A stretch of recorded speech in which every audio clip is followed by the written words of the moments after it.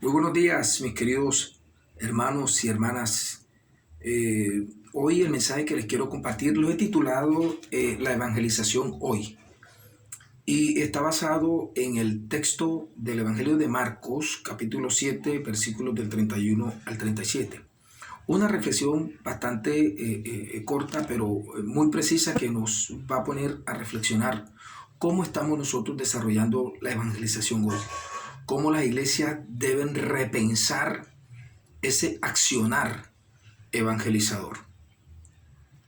Y el texto es muy rico porque precisamente nos muestra a Jesús como siempre retándonos a cambiar de pronto nuestra manera de pensar, nuestra manera de actuar, porque muchas veces como iglesia nos hemos llenado de preceptos, de reglas, de un legalismo que muchas veces no nos ayuda, sino que hace todo lo contrario.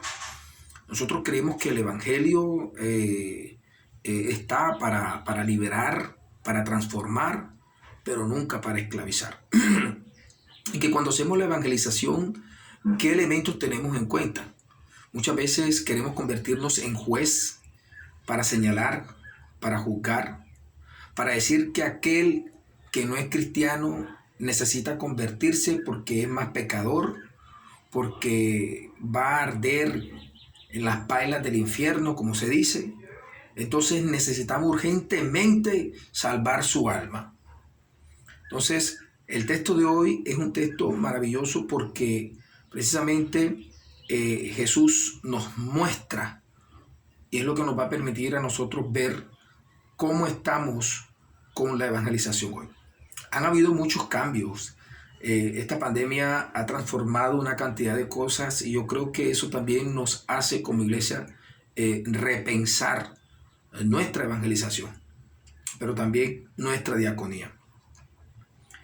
Y bueno, vemos aquí en el texto que Jesús hace su salida, sale de Tiro, viene por Sidón al mar de Galilea, pasa por la región de Decápolis y precisamente son lugares paganos, de gentiles. No encontramos que sea el lugar del pueblo escogido de Dios. Jesús, como decimos por ahí, o como podemos pensar, Jesús sale al extranjero. Y hay algo que nosotros debemos tener en cuenta. Para los judíos, el salir fuera de su tierra, de su territorio, de su espacio, era convertirse en pagano. Jesús sale, decide realizar su salida, y cuando él hace esa salida, precisamente lo hace para realizar acciones concretas.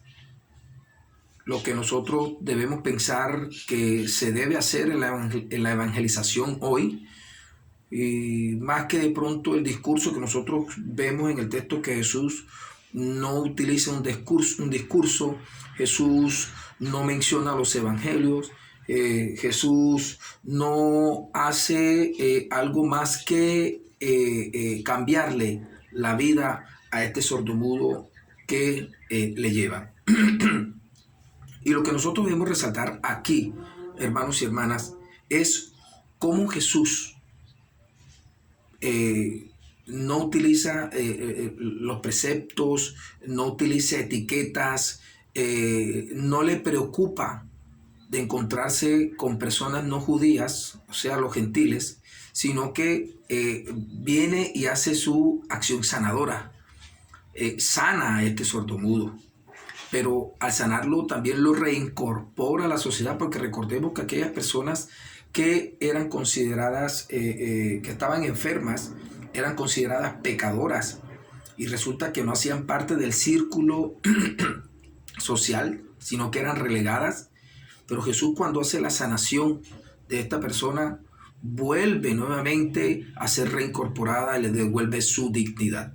Es importante que nosotros entendamos, hermanos y hermanas, cómo la iglesia hoy está actuando, cómo la iglesia hoy está haciendo su evangelización.